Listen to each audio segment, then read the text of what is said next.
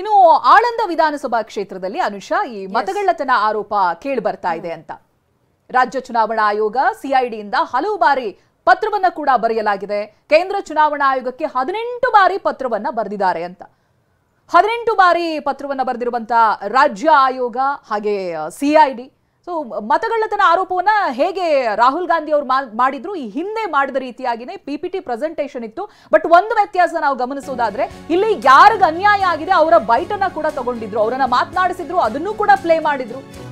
ತಮಗೆ ಅದರ ಅರಿವೇ ಇಲ್ಲ ಅನ್ನೋದನ್ನ ಖುದ್ದು ಮತದಾರರೇ ಹೇಳಿರೋದು ಕೂಡ ಇತ್ತು. ಕೇಂದ್ರ ಚುನಾವಣಾ ಆಯೋಗಕ್ಕೆ 18 ಬಾರಿ ಪತ್ರ ಬರೆಯಲಾಗಿದೆ ಅಂತ. 18 ಬಾರಿ ಒಟ್ಟು ರಾಜ್ಯ ಆಯೋಗ ಸಿಐಡಿ ಪತ್ರವನ್ನ ಬರೆದಿತ್ತು.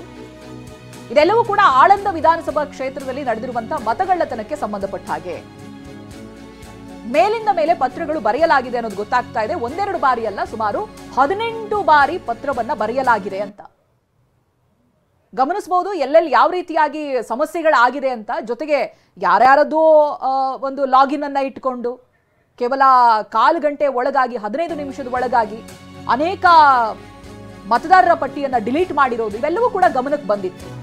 ಇದೀಗ ಪ್ರಕರಣದ ತನಿಖೆಯನ್ನ ಸಿಐಡಿ ನಡೆಸ್ತಾ ಇದೆ. ನಕಲಿ ಫಾರ್ಮ್ 7 ಬಳಸಿ ಮತಪಟ್ಟಿ ಡಿಲೀಟ್ ಕೇಸ್ಗೆ ಸಂಬಂಧಪಟ್ಟ ಹಾಗೆ ಸಿಐಡಿ ಇದರ ತನಿಖೆಯನ್ನ ನಡೆಸ್ತಾ ಇದೆ.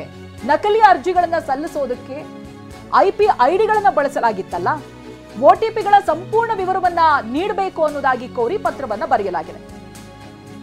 ಕರ್ನಾಟಕ ಸಿಐಡಿ ರಾಜ್ಯ ಚುನಾವಣಾ ಆಯೋಗದಿಂದ ಮನವಿ ಮಾಡಿಕೊಳ್ಳಲಾಗಿದೆ. ಕೇಂದ್ರ ಚುನಾವಣಾ ಆಯೋಗಕ್ಕೆ ಇದ್ರ ಬಗ್ಗೆ ಹಲವು ಬಾರಿ ಮನವಿಯನ್ನ ಮಾಡಿಕೊಳ್ಳಲಾಗಿದೆ. ಕೇಂದ್ರ ಚುನಾವಣಾ ಆಯೋಗದಿಂದ ಯಾವುದೇ ಉತ್ತರ ಬಂದಿಲ್ಲ. ಇದಕ್ಕೆ ಸಂಬಂಧಪಟ್ಟ ಹಾಗೆ ಪ್ರತಿನಿಧಿ ಹರೀಶ್ ಮಾಹಿತಿಯನ್ನ ಕೊಡ್ತಾ ಹೋಗ್ತಾರೆ. ಹರೀಶ್, ಒಂದು ಹೌದು, ಇಲ್ಲಿ ಸಮಸ್ಯೆಗಳಾಗಿರೋದು ಗೊತ್ತಾಗ್ತಾ ಇದೆ. ಈ ರಾಹುಲ್ ಗಾಂಧಿ ಅವರು ಮಾಡಿರುವಂತಹ ಆರೋಪದಲ್ಲಿ ಈ ಹಿಂದಿನ ಹಾಗೆ ಬೇರೆಯವ್ರು ಹೋಗಿ ರಿಯಾಲಿಟಿ ಚೆಕ್ ಮಾಡಬೇಕು ಅಂತ ಇಲ್ಲ.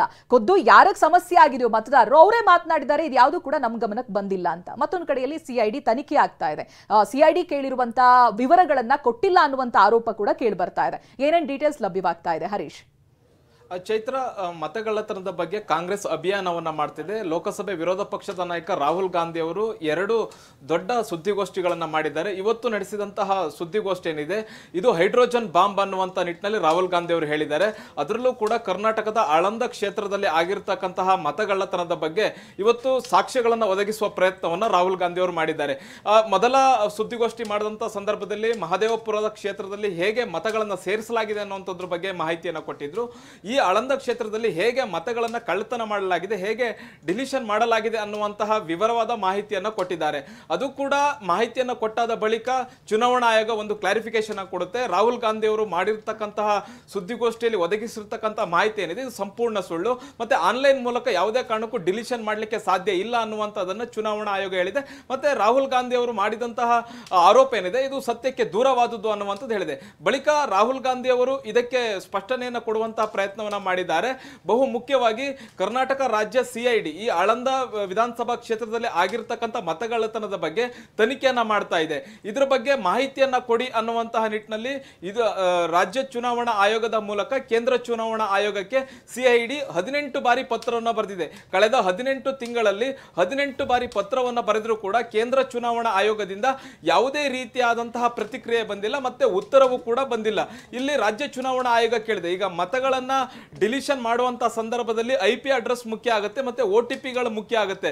ಈ ಒಟಿಪಿಗಳನ್ನು ಹೇಗೆ ಸ್ವೀಕರಿಸಲಾಯಿತು, ಮತ್ತೆ ಈ ಐಪಿ ಅಡ್ರೆಸ್ ಗಳ ಸಂಪೂರ್ಣ ಮಾಹಿತಿಯನ್ನ ಕೊಡಿ ಅಂತ ಇದುವರೆಗೆ 18 ಪತ್ರಗಳನ್ನ ರಾಜ್ಯ ಸಿಐಡಿ ಕೇಂದ್ರ ಚುನಾವಣಾ ಆಯೋಗಕ್ಕೆ ಪತ್ರವನ್ನ ಬರೆದಿದೆ. ಆದ್ರೆ ಇದುವರೆಗೂ ಕೂಡ ಯಾವುದೇ ರೀತಿಯಂತಹ ಮಾಹಿತಿಯನ್ನ ಕೇಂದ್ರ ಚುನಾವಣಾ ಆಯೋಗ ಕೊಟ್ಟಿಲ್ಲ. ಮತ್ತೆ ಇಲ್ಲಿ ತಪ್ಪು ಆಗಿದೆ, ಮತ್ತೆ ಇಲ್ಲಿ ಅಂದ್ರೆ ಮತಗಳನ್ನ ಡಿಲಿಷನ್ ಮಾಡಲಾಗಿದೆ ಅನ್ನುವಂಥದ್ದನ್ನ ಕೇಂದ್ರ ಚುನಾವಣಾ ಆಯೋಗ ಒಪ್ಕೊಂಡಿದೆ. ಆದ್ರೂ ಕೂಡ ಕೇಂದ್ರ ಚುನಾವಣಾ ಆಯೋಗ ಯಾಕೆ ಈ ರೀತಿಯಾದಂತಹ ಸುಳ್ಳು ಹೇಳ್ತಿದೆ, ಮತ್ತೆ ರಾಹುಲ್ ಗಾಂಧಿ ಅವರು ಮಾಡಿರ್ತಕ್ಕಂಥ ಆರೋಪವನ್ನ ಇದು ಇನ್ಕರೆಕ್ಟ್ ಅನ್ನುವಂತ ನಿಟ್ಟಿನಲ್ಲಿ ಚುನಾವಣಾ ಆಯೋಗ ಯಾಕೆ ಪ್ರಶ್ನೆ ಮಾಡ್ತಿದೆ ಅನ್ನುವಂಥದ್ದನ್ನ ರಾಹುಲ್ ಗಾಂಧಿ ಅವರು ಹಾಗೂ ಪ್ರಿಯಾಂಕಾ ಗಾಂಧಿ ಅವರು ಪ್ರಶ್ನೆಯನ್ನ ಎತ್ತಿದ್ದಾರೆ. ಮತ್ತೆ ಕಾಂಗ್ರೆಸ್ನ ಬಹುತೇಕ ನಾಯಕರು ಈ ಪ್ರಶ್ನೆಯನ್ನ ಎತ್ತುತ್ತಾ ಇದ್ದಾರೆ. Chaitra, right. Thank you Harish ಮಾಹಿತಿಗಾಗಿ.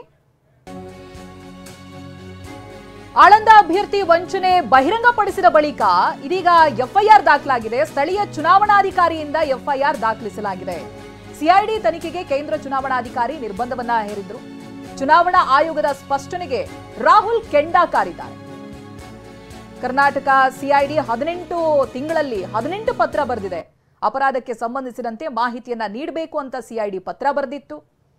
ಕರ್ನಾಟಕ ಚುನಾವಣಾ ಆಯೋಗ ಇಸಿಗೆ ಮನವಿಯನ್ನ ಮಾಡಿಕೊಂಡಿತ್ತು. ತನಿಖೆಗೆ ಸಹಕರಿಸುವಂತೆ ಬಹಳಷ್ಟು ಬಾರಿ ವಿನಂತಿಯನ್ನ ಮಾಡಿಕೊಂಡಿತ್ತು.